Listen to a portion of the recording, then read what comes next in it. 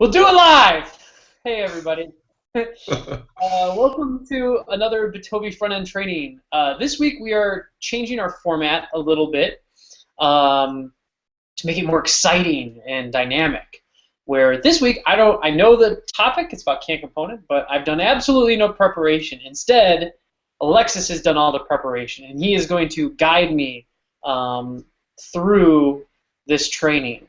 The thought is that by someone else kind of like asking questions and putting themselves in the perspective of a person who's learning the framework or has questions about the framework, it'll be more interactive, better questions, more informative. We'll see how it goes. So with that, Alexis, what are we doing? Yeah, I feel like there's a Carl Sagan quote that's applicable. He always said he was able to progress in his field not because he was smart. He felt the smartest people in the world skipped the part where they actually understood the understanding, which is why he became a great teacher, because he was not as smart as everybody else.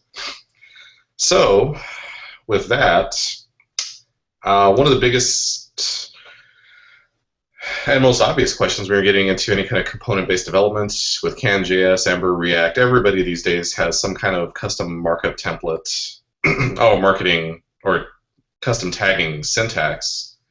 We tend to gloss over what is a web component. So maybe we can start there. What is a web component in its pure definition outside of can.js entirely? It's a figment of people's imagination. They don't really exist in any browser. Right? At least I don't think so. Yeah, where's the specification here? So there's a working draft of the W3C, that's the World Wide Web Consortium, I think. W3C is the commission, or it's consortium? Yeah, that's what I thought. It's this custom draft so that people can provide custom elements that behave like normal elements. The idea is, a lot of it kind of, I think, was prompted with some of the newer HTML5 elements, specifically the video element. Or if you take a look at a video element, if I can find one.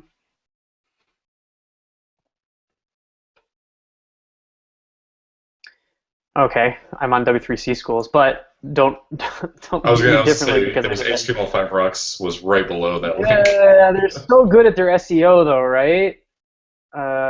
Where is that? Too late. They win because SEO for today. If you look at this HTML5 video element, you'll notice that the HTML, there's a video element, and then there's the source tags inside of it. Now you'll notice that there's no play button. There's no little slidable widget here. Makes pretty funny move. There's no volume control, no full screen. None of that is actually in the video element, right? The idea is there's this kind of hidden, what they call shadowy DOM elements. So they actually implement this with, they might put a div here or a button or something like that. But you'd actually never see that as a user. You just see the video and a source. All of this stuff is hidden from you. But the browser vendor can use actual HTML embedded inside the video tag to implement this custom element. So that is what, for the most part,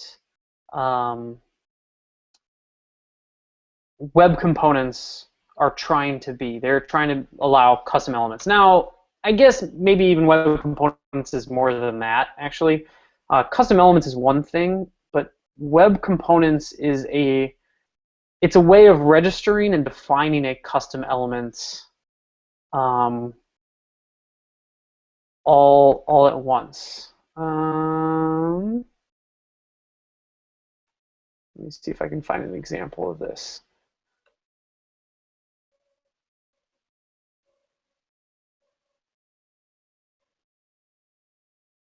Okay, this is more like a web component. So you can you can register a custom element yourself with its own prototype, and it does whatever you want. But part of web components, the idea is that you have this HTML import, or this kind of HTML code. Embedded inside of it is some stuff to deal with when the element totally defines what a custom element's behavior is, and it's kind of split up into the shadow DOM of the template. So this is the kind of the HTML that's rendered. Sorry, the shadow DOM of the element is the HTML that's rendered inside the element, and the code for that custom element. That is what I think of as a web component. So this relies on a lot of other technologies, and it kind of encapsulates all of them in one place. So custom elements are a little bit different than web components, I think. This is the way that I think about it. Any questions about that, Alexis? Yeah, you mentioned, there's a lot of questions actually. You mentioned this thing called this shadowy DOM, and sometimes you hear this term, or these terms, in the industry, shadow DOM, light DOM, actual DOM. Could you explain a little bit of the difference between the three? Yeah, so see if there's an example in here. Oh, it even talks about the video element, which is kind of interesting. Okay, so where'd the page go here? Oh, there it goes. And now I've just restarted. Refreshed. Hold on one second. Okay, so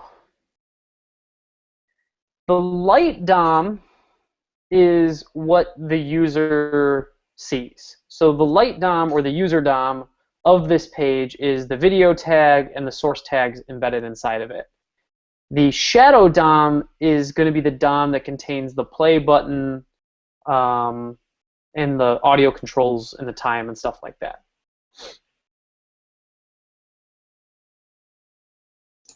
Okay, so you're talking about there's some process that combines in the browser this DOM that we see, this DOM that we can declare. We'll write video in our HTML, but then there's markup behind the scenes that we'll never see. All of this together ends up in the actual rendered DOM, if you will. Rendered is probably a bad word. Yeah, exactly. So you can think of like a tabs widget has a similar thing,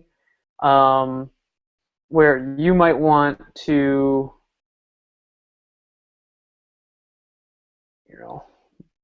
blow up my font size. So what you might want to do is have a tabs widget where you say, my tabs,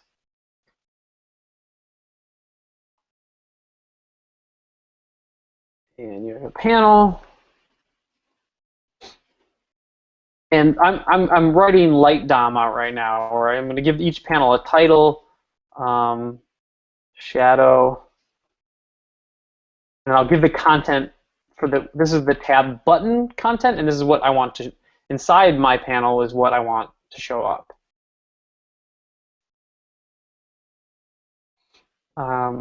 So you can't see this.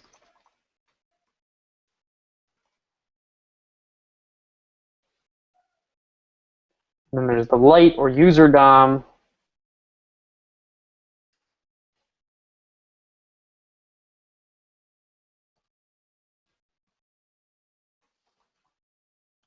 So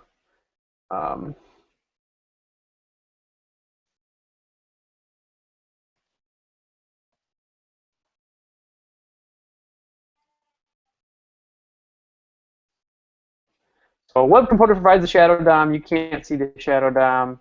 You provide the user or light DOM, and you can see it. So I might want a to implement, make my light DOM look like this, but a tabs widget is going to add inside my tabs. It might add like a UL to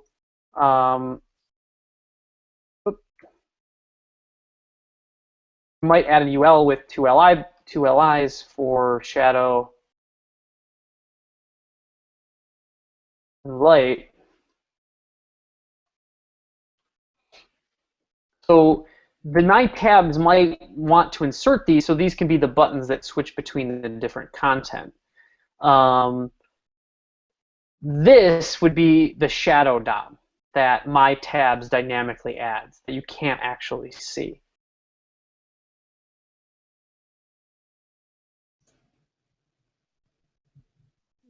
Right on, right on.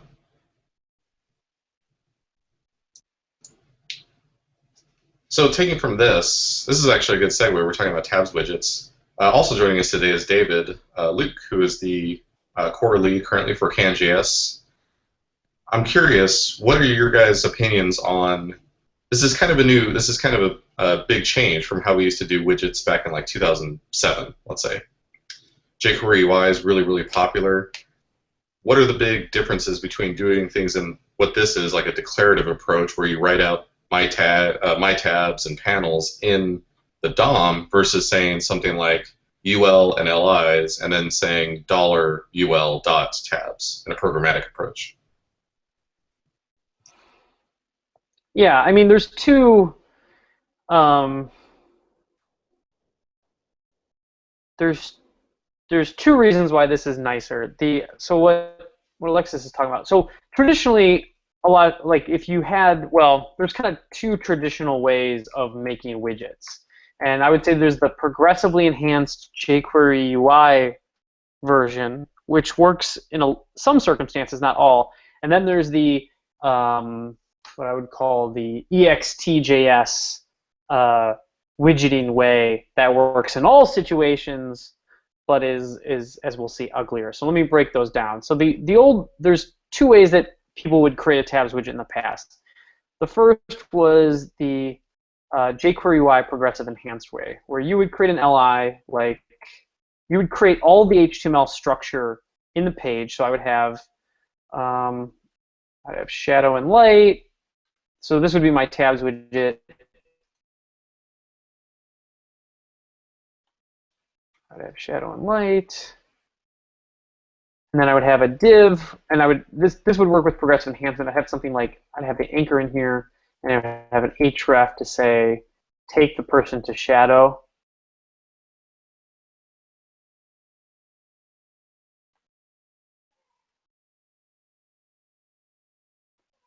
I would have a similar thing for light.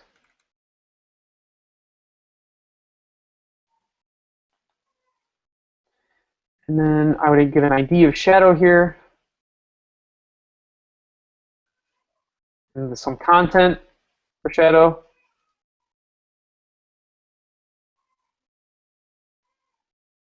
Some content for light.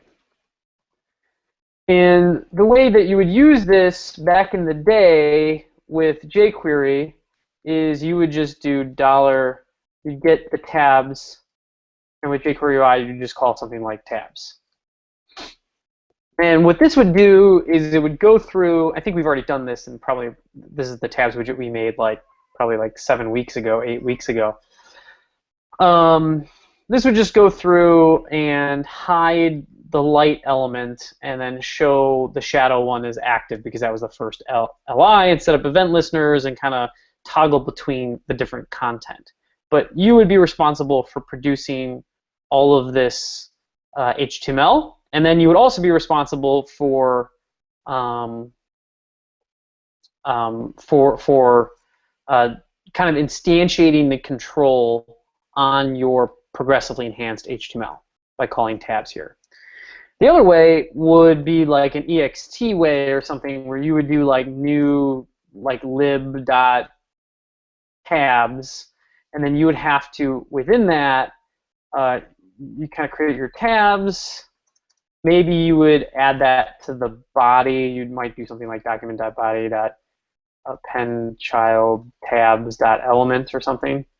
And then you would create panels and add those panels to tabs. So you were doing everything in kind of like what I would say is these were the views, technically. These are like, not views as most people call them. These are kind of MVC views, right? These are view control objects, but they're still kind of views a lot of times. I think of them as, and you would configure all your views. So then I would create a panel. Maybe I call it shadow, and I would create a new lib panel with maybe the title and then the content for it. And then I would add that shadow as a child. There would be some method on tabs to say, hey, add some panel to it or something. Right? This is the other way of doing it, where you never really had to create HTML. You did everything in JavaScript. Now, this is a lot of times the reason why things were done this way is because at some point you might still even need to make widgets this way. You might need to get well. Actually, let me come back to the second way. Let me talk about the first way first. So this, you can just see, is not nearly as lightweight to orchestrate as using custom elements. So here I've got to create all of the HTML, even what my tabs would generate the UL itself.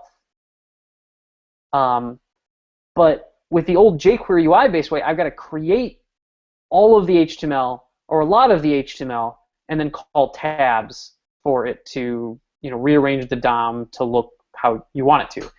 And not only do I have to create more of the HTML, I also have to I have to do work in two places. I have to create my HTML, and then I also have to instantiate the control. Web components and custom elements, they allow instantiation and declaration in the same place. Like you kind of define the behavior of your control, and it gets instantiated all in one place, which is really, really nice. Okay. Something a designer could do a little bit easier. Yeah, so it kind of removes all the boilerplate JavaScript of instantiating widgets. That's what we're really talking about. Yeah. Cool. And it also moves a little bit of the, it removes the configuration from, it makes it declarative instead of programmatic. Right, so here I'm configuring different panels inside of my tabs widget, but I have to programmatically do that, right? So every new panel, I've got to create a new lib panel and add it to the tabs widget, right? It's also much harder to visualize how this is going to look in the end, right? Like you have yeah, absolutely. Now, if you're defining something like, hold on, let me finish. Okay. Sorry, let me finish the thought though. I was just going to say is that here it's programmatic, but here it's declarative, right? I can and that is to a designer. I feel like a designer can say look at this and be like, okay, well, a designer could probably figure this out, but is much more likely someone who knows just HTML and CSS. Oh, I want to add a new panel. Well, I'm just going to copy and paste this, and I can change the content to my heart's delight here, ABC. And here's the really great thing about this is HTML inside of here, where they would have to properly escape potentially their HTML and deal with well, if I wanted quotes versus not quotes and stuff like that. It's so easy here if I want to add bold and then foos, add some class name bar here to the bold. A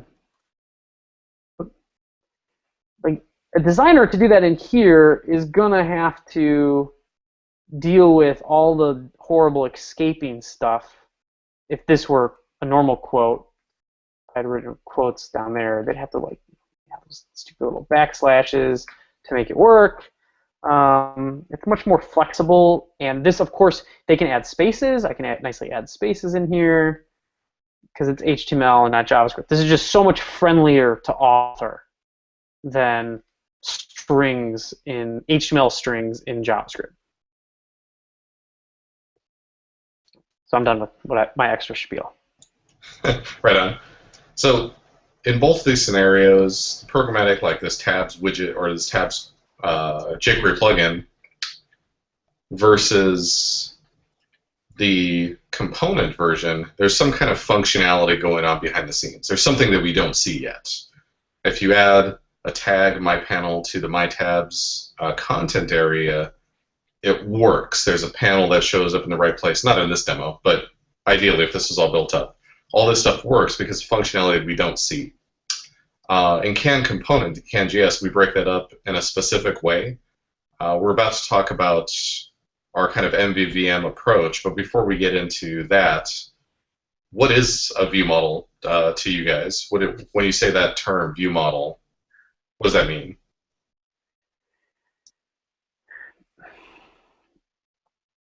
So you can't really understand, I think, a view model without first understanding the view. And views, because of live binding, are radically different than, I think, the views of old. Views now look like a template. So, for instance, let's say that this is going to be the view for a tabs widget. So I do like tabs view.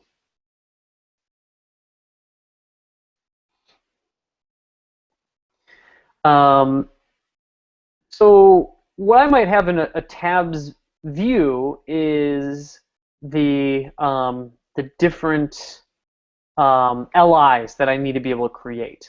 This kind of the shadow DOM. So for each panel, I need to create an LI. So what I might have in my view is something like I might loop through each panel. I'll call it panels. And for each panel, I might have an LI and list out the panel's name, title, I think.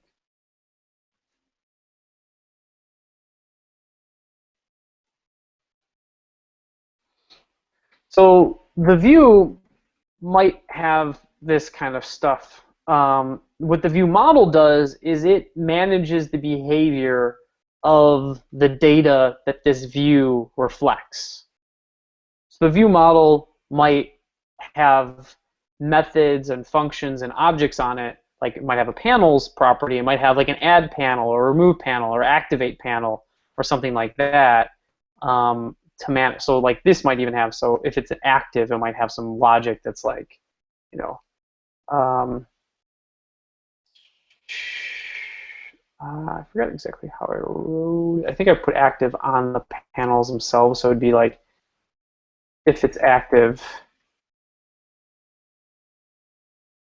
I might have active here.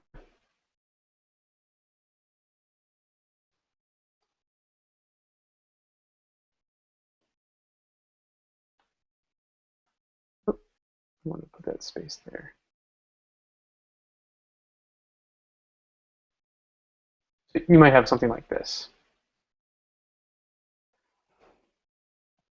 So if it's active or not. Oh, and another thing, you'd probably have a click hammer. You say, hey, if this is clicked, I want to make sure that this is the active. So we might have make active, and it would pass the current panel to make that active. Right, that's a method. So the view model contains all of the logic, for the most part, of the application. For those that are watching, what the syntax you're seeing is just a mustache-derived syntax. This is from the can/view engine. But this is just a templating language that says, hey, we're going to turn this into some DOM based on some functionality behind the scenes. This is actually a good segue. If we could do like even with this template, with the template you have on the screen, we could do like a little can.Component hello world, just to show what this looks like in can.js.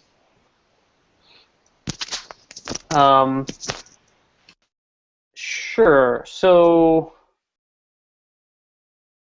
let's remove some of this stuff. And I'm going to save. I'm going to make a.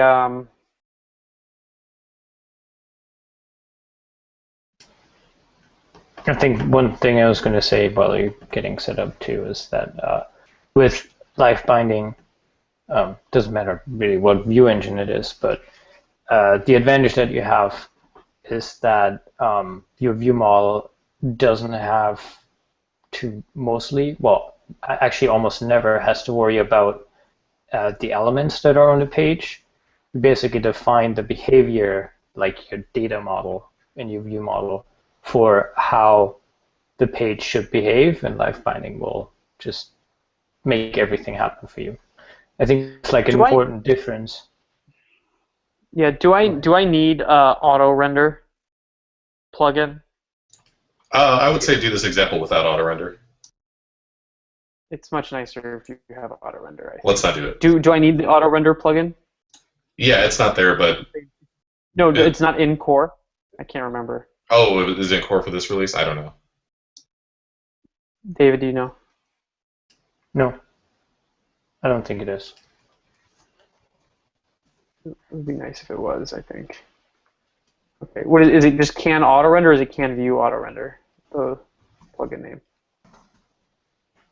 Can auto render. Nope.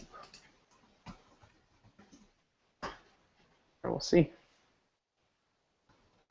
It is. Yep, it is. Okay, cool. All right, so let's just we want a hello world element.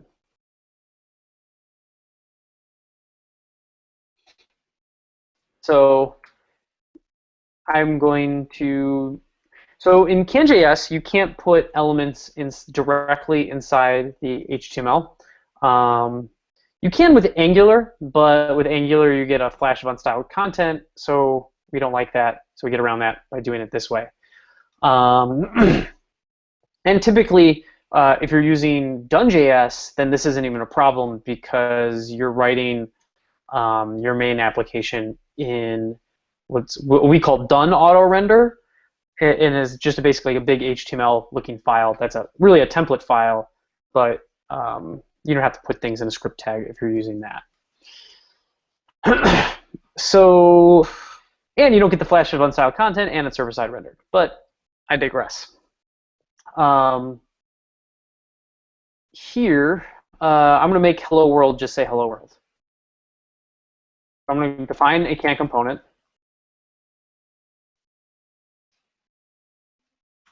And I give it a tag name that I wanted to, which tags behavior I want to define. So I want to define hello world's behavior. And I have to give it a template that gets rendered inside the hello world element. So for now, I'm just going to do make a can stash template that just says hello world. And you can see we get the whole hello world here. Now to make things a little bit easier, just so if I want to mess around with the template, I'm going to put a template here.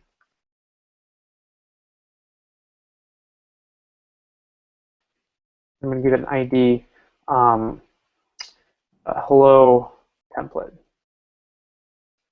Hello.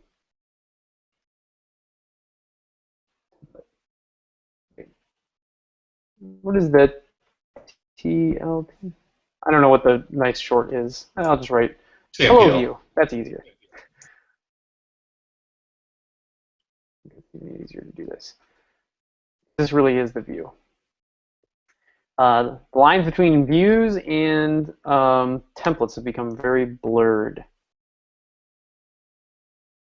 I don't even call it can view.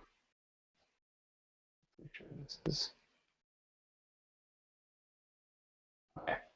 So here with can.js, I can say I'm defining a component, but I want its template to be loaded from a script tag which you can use can.View to load a stash template from a script tag with a matching ID.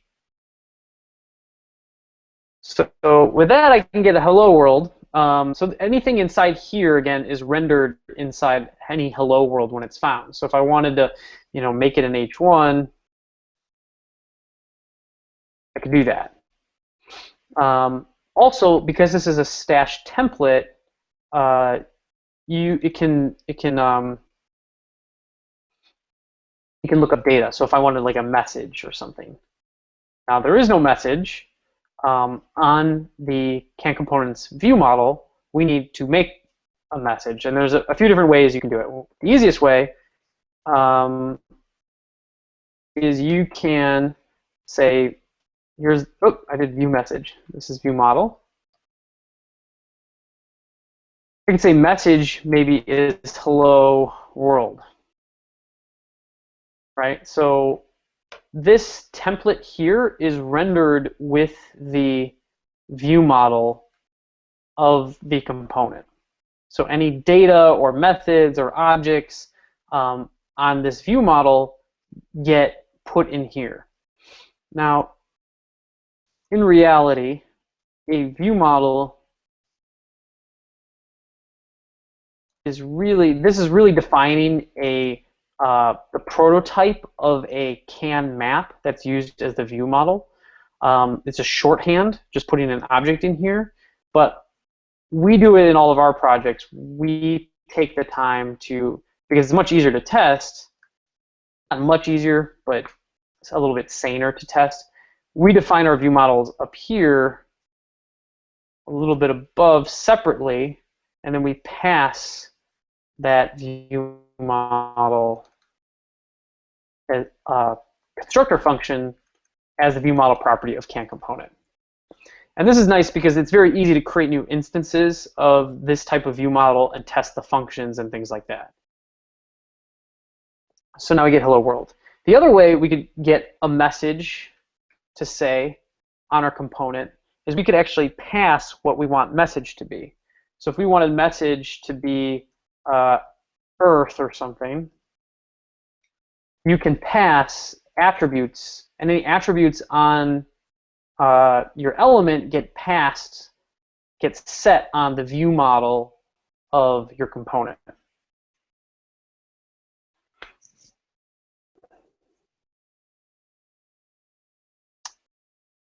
So there's your hello world, Alexis. Awesome. Did you put the message back on the? Oh, I see where you're passing it in there. Can you add other things to the view model? You mentioned like functions or functionality. How does that look? Yeah. So right now we're just passing it a string, but Yeah. So let's make it so every time you clicked this, it would add emphasis to your whatever message was passed in. So I could listen on click. Oops. So used to doing it that way. So anytime anybody clicks this H1, I want to call add emphasis. How do you spell emphasis? I think so, right? Add emphasis to, I want to call add emphasis on the view model. So I can implement an add emphasis method here and update the message by adding an exclamation mark at the end of it. So I could do something like this.atter message. I'm going to set it to whatever the message was, plus an exclamation mark. So here, now I'm adding emphasis every time. It's interesting. So you have a click listener on this H1, which will call a function on the view model. Is it possible to listen for delegated events as well? I know this view model approach is a little bit different than saying dollar div click, do this function. Is it possible with components to listen for delegated events? Yes, but you probably shouldn't. But is it possible? Yes. How do you do that? I don't want to show because it's just We should not show it. important. We should show it. Why? It's still a Why good should thing. we It's show still a it? good performance consideration if you have a large grid. If you're building a Excel spreadsheet app in any of these frameworks, you're going to want as minimal bindings, as minimal a lot of things as possible. Bindings being one of them. So it's still a good Yeah, thing, I mean, and it's part of yeah, the I API. mean, for beginner video, like so a nice thing about can.js is it has lots of escape hatches. If its views can't do, if like the view model and its template engine aren't performant enough, which they are very performant now. If it's not performant enough, well, you can always get to low-level stuff to do things yourself without too many problems. Can components have a view model, or sorry, they have this events object where you can bind to events kind of manually. So here, if I wanted to listen to anytime the H1 is clicked myself, I could do that here, and I could then I could remove this add emphasis call here if I wanted, and then on my view model, call add emphasis.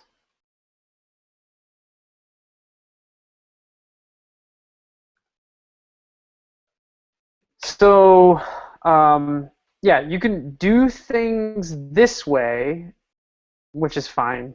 I strongly encourage. I mean, it's all right to me if this isn't actually so bad versus writing the click handler on the H1. But what you really want to do is avoid any large amounts of code inside any of these event handlers.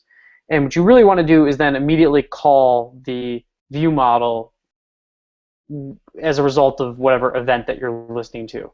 Because you want the logic in the view model, because it's very easy for me to test view models if most of the code is in there. So I can do new hello view model, and I could give it a message called foo, hello view model, HVM, and I can do HVM dot add emphasis, and then I could console, or I can console log it, and it should be foo with an exclamation mark, the message property of hello view model.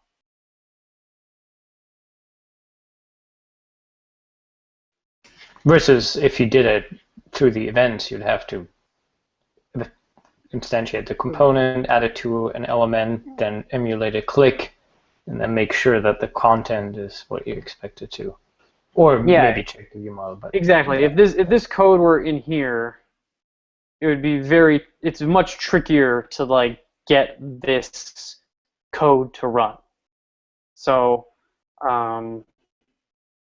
yeah, that's why I don't like showing the events object. It's there and you can find it on your own, How would but you for the listen most part you should avoid for it. How would you listen for a model event? Let's say a new to-do being created if this was a list of to-dos.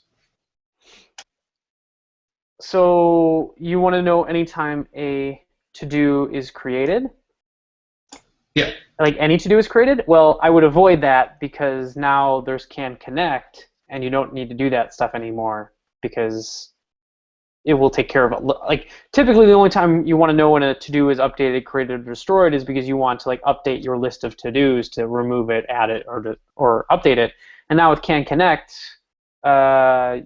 in its real-time behavior, you really don't ever need to do that. Okay. Uh, Yeah.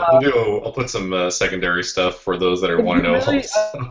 if you really wanted to do it, then what you could do is in the init here, um, you could, I would still do it in the hello view. I mean, to be better about it, I would do it here anytime a hello view model is initialized.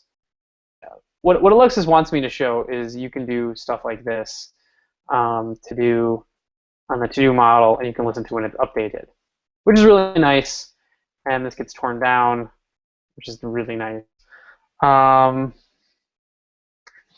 the the way that I do it would be you could do it in here, and then you'd have to have some method that gets destroyed that tears down this view model. I wonder if we should add that. That could be it. Well, I don't think it's is used now, useful now with can connect.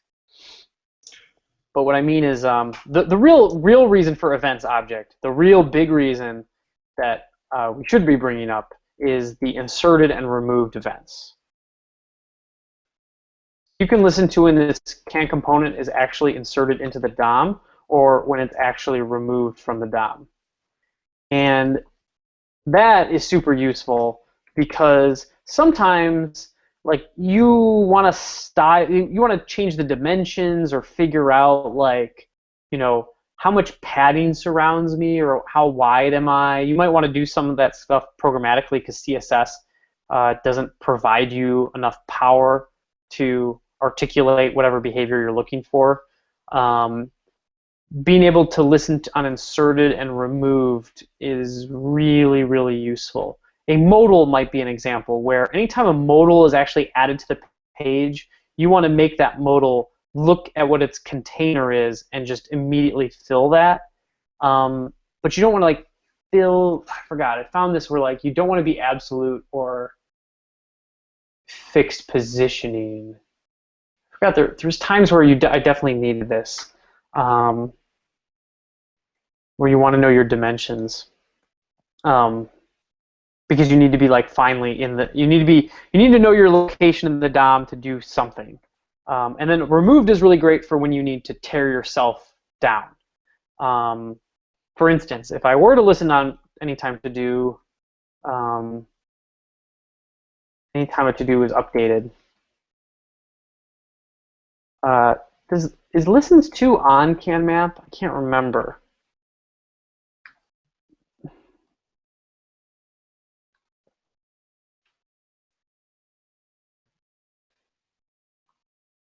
I don't remember if this works.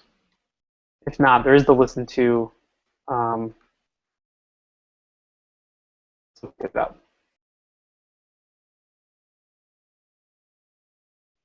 Did my internet die? Are you guys still with me? Yeah, I'm still with you. Um,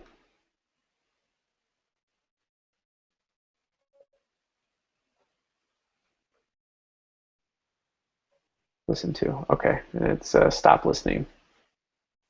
Okay, so the way that I would do it, listen to take a. Can it take? Oh, it has to take a function. That stinks. It'd be really nice if it could take a string, but it would have to know the context. So I guess I understand why it doesn't.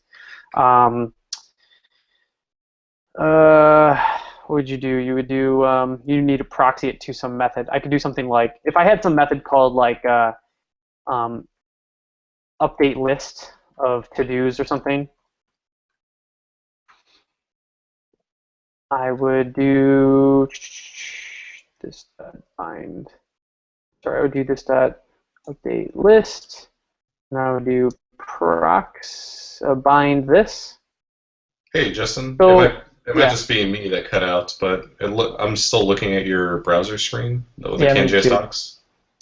Oh, really? Yeah, but I don't see you typing. I code too fast. It's this curse that I have. Where is? You still seeing it? No, your screen's frozen on the can.js docs. Arg. All right, I gotta find where the hangout is. That might take me a moment. All right.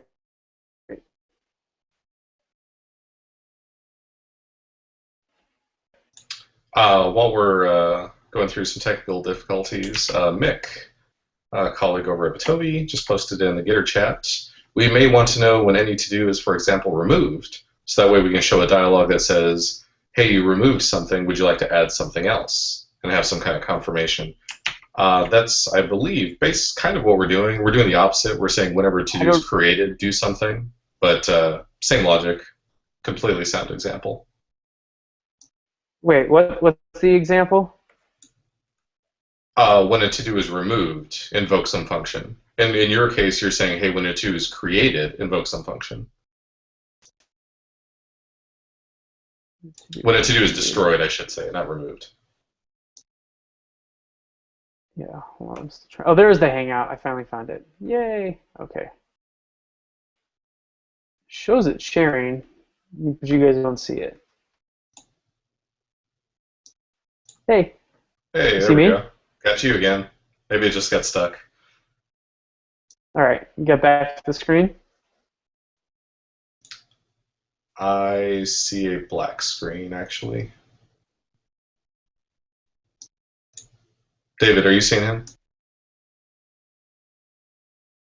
Not anymore, it's all black.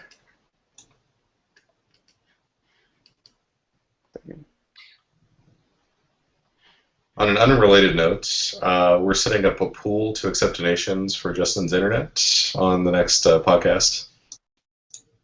That's a joke. We're not doing that. Can you see my screen? No, it's black. Oh, what's going on? I'm going to have to refresh here.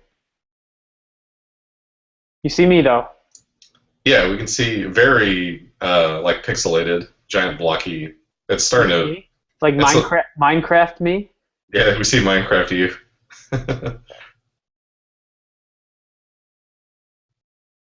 What about now? No joy. Ah. Damn it. All right, hold on.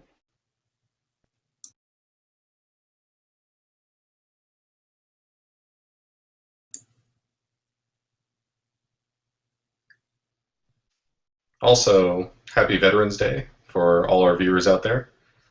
I've been dropping in a lot of Air Force references. Diwali was yesterday, right? I'm sorry, what? Diwali? Oh, I don't know. I think it was. I'm going to Diwali celebration on Friday. I think it was yesterday. There we go. We got your screen. All right. Okay. So, all right. The way that I would do this kind of thing. So, again, with Mick's example, you want to listen to when something was destroyed or an item was removed. Yes. I don't know if you were asking a question or not. Yeah, it'd be interesting to see what. Okay. No. So, anyways, here's how you could do it. So you could do listens to update list on the view model, and then this would listen to when the to do is updated and do its thing. And you can set up bindings in init here in hello world in a view model.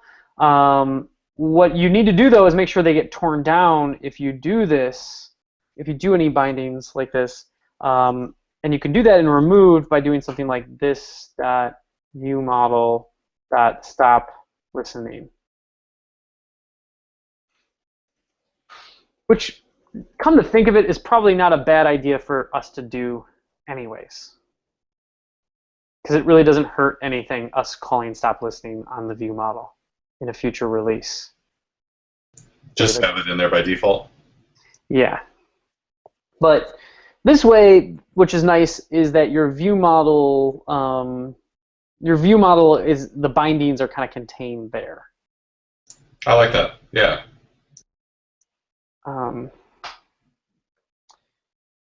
But of course, I mean, it's not so bad if you were to do it this way too, as long as you're calling your view model. That's all that I think really matters. But then your view model loses this ability when you're testing if you're doing things in here. So I try to keep my events object as minimal as possible, and to maximize the ease of test coverage. This is great. This is good.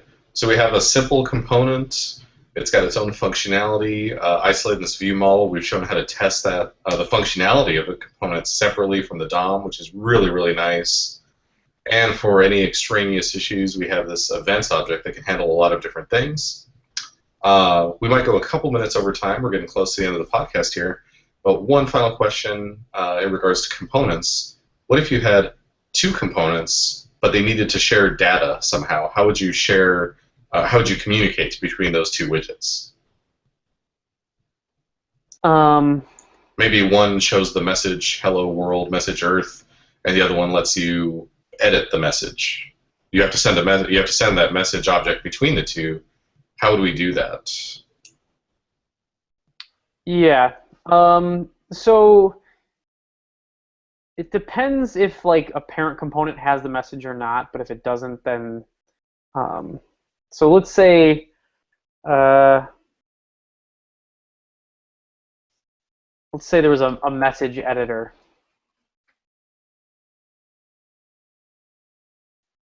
And this is just going to allow me to edit a message, and then I want whatever that gives me to be able to go to Hello World, and presumably, I think, I'm going to remove this init stuff here because it's just distracting. Presumably, I think we might still want people to be able to add emphasis, which means that this can change a value, and so can message edit change a value. Now you don't have to do the things the way that I'm going to do it. Sorry, just removing. I'm going to keep that click just because we're going to want adding emphasis. Okay, so there's two ways you can do this. It depends on how hard on yourself you want to be. So like people who are big fans of React hate two-way bindings, but personally I think that's mostly because they don't have two-way bindings. So because they don't have observables, so they just do everything to avoid that possible. So React, you're always going up to some parent component that kind of owns the state. You can do that here if you wanted to have a parent component that owns, this might be like my message. And you can have a React-like system that pauses events on Hello World when it adds emphasis to a message, and message edit when it updates a message, and those always go up to my message, and then my message then kind of resends down the new value. You can set stuff up like that, but then I think you're a glutton for punishment. I'm not going to show it that way. I just want to explain that you can do things that way because I think it's I think the benefits of that are, not of doing things that way. Yeah, you might gain a little bit of one-directional data flow, but you just have so much more code, and in my opinion, more code equals more problems, just like with money. So Alexis at least got the Biggie Smalls. We were all laughing. Yeah, okay. So I need essentially a message that is going to kind of go both ways. To do that, I'm going to set up a two-way binding on a message property that's going to kind of start with message edit. So there's also, well, I'm just going to write out what happened, what to do here. So hopefully this is working. I know there's some fixes I just made to make it work with functions for 3.2.3 or 2.3.2, but I think this should be working now. So I have the message edit might have like a I guess message property. And we're going to change hello world so it says the subject here. Hello world is dealing with a subject. Just to kind of add, we're not using message everywhere. Make sure it's working. Okay. So message edit is going to have a message property, and we want to be able to pass that same message property that's being edited here to hello world as hello world subject. So to do that, I'm going to, there's temporary variables, there's like template variables that you can create or define, and I want message to be connected to, I'm going to call it word here just so that things are a little maybe more and less confusing at the same time. So I want whatever message is inside message edit to be connected to whatever word is in this template. And I want word to be passed as the subject of hello world. Now let me implement message edit.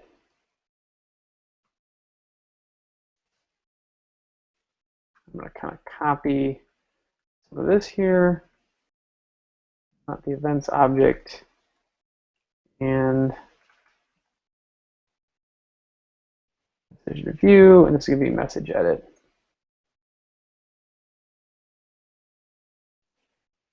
All right, so my message edit view is going to be just an input element. Whoa.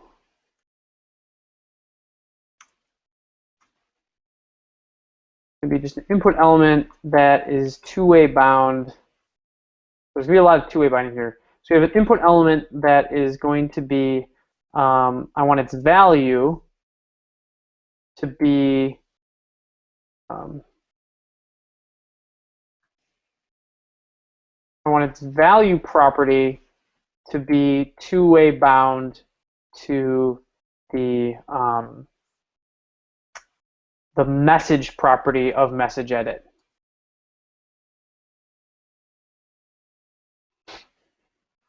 Okay, so remember this is okay. So this is getting to be kind of a complex example, but a worthy example. So message edit, its template is going to have an input inside of it, which is here. And what we're saying is I don't want this view model. I don't really need a view model here, although I could create one if I wanted one. I could have a default message. Let's do that because maybe it'll make it a little more simple.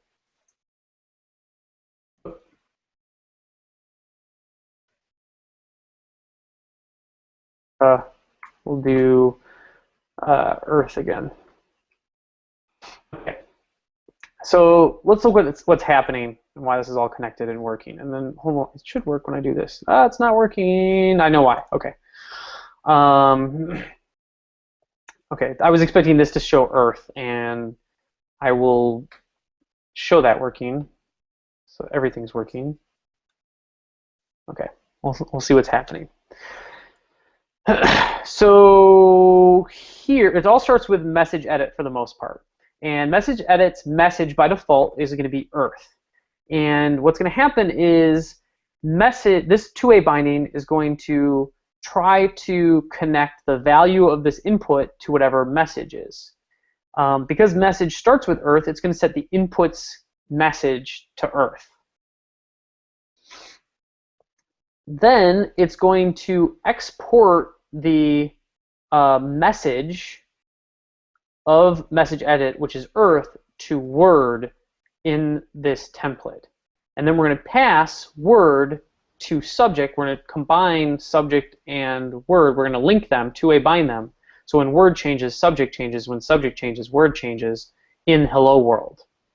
So that's why when Hello World adds emphasis to subject, it's actually going to update Word. Word is then going to update the message, and then message is going to update the value. So saying like how this word variable is used in the template, we could technically like print it out between message edit, the component, and the hello world component, just Yeah, have it there as you well. could say word up is. Yeah, there you go. Oh, you're gonna need the there, Earth. So let me take another dig on React right now because I'm feeling it. Now, with like I said, with React's thing where you have kind of the parent, and you'd have to have event bindings on these that propagate up to the parent, and then the parent will update the state, and then the one-way binding updates all of these things. In reality, all of the exact same stuff is mostly going on. It's the developer has to write the code that essentially is setting up all of these bindings. Yes, state is kind of owned in one place, which is kind of nice. But the simple fact is all that state is connected anyways, right? Hello World has a piece of Word and it has its own subject internal. The same would be true of React. Its props would have, there would be a props for subject, and there would be a binding to it. And then when subject changed, you'd have to listen to an event, update your kind of top parent component, and then let the bindings reflow again. We're just shortening that by saying, well, update a temporary value, and then that value, when it updates, will automatically update your children anyways.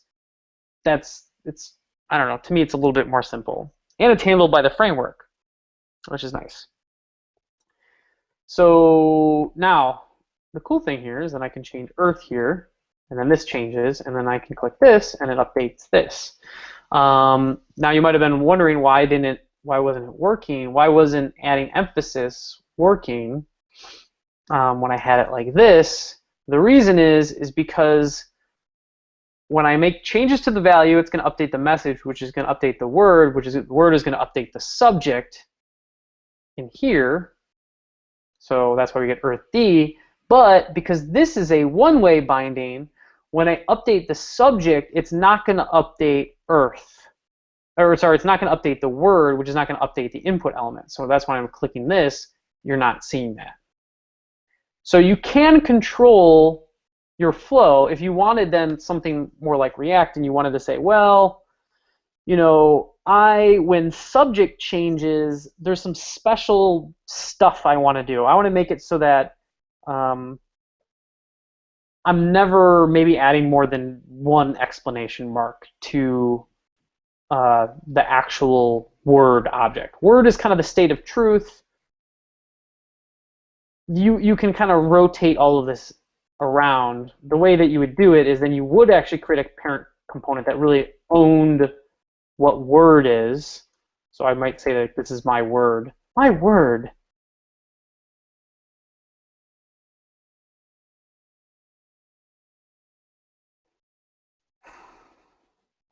And this would have, let me create my word component.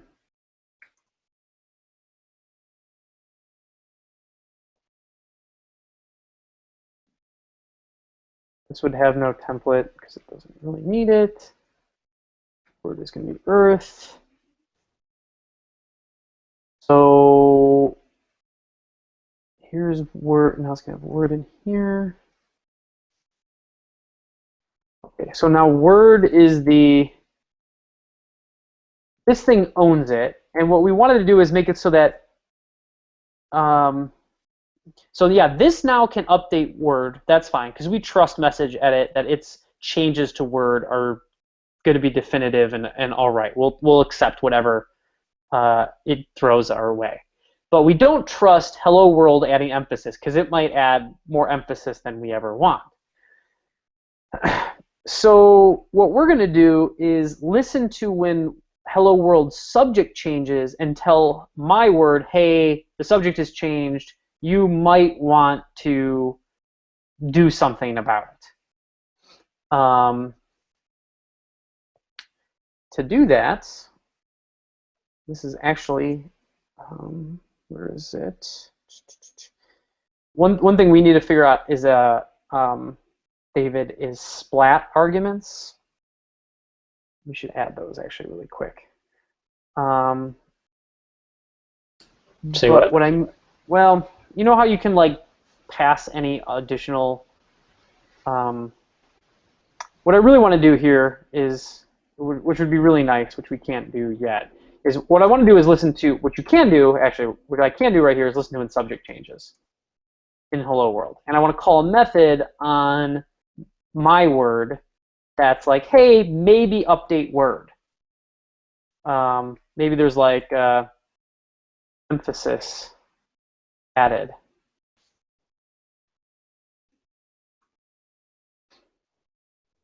Maybe I want to call emphasis added.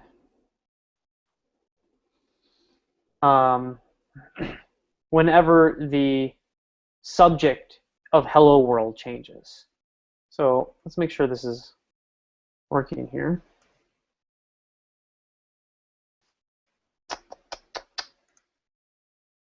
Because on the console log. I think the problem here is going to be arguments.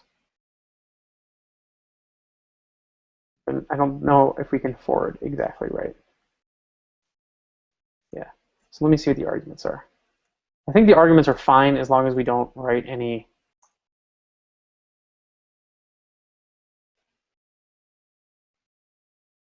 Oh boy. So the arguments are going to be the default arguments, which is going to be the root, the get object.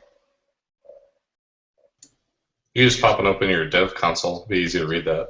Yeah. Let me just be bigger. No, I mean, you can just pop it open right now. You don't need to put a debugger. Oh, really? Oh. Okay. That's all right if I do debugger anyways. Okay. So yeah, I do get the name, but so what I mean, David, is would be really nice is to say, like once I start adding parentheses with the new call expression, we lose those arguments. If you know what I mean? Like if I put parentheses here, the new name, I don't have access to. Actually, I take it back. I kind of do, because you can do whatever it is. I can do view model at subject. But do you know what I mean, David? It'd be nice to say like, well, tack on all of the other arguments, right? Like I could do, you know, I don't remember, some kind of like ... or something to say like whatever the original arguments that are normally going to be passed to an event handler, like tack them on. Yeah. We need some way of doing that. I don't know what that's going to look like, but I guess because you can do it this way, it's not so bad. But it would be nice for like sometimes events have like other things, other pieces of data that are passed. It'd be nice to somehow be able to specify that. But I guess this is an all right way of doing it. Let me just make sure that this has the new name.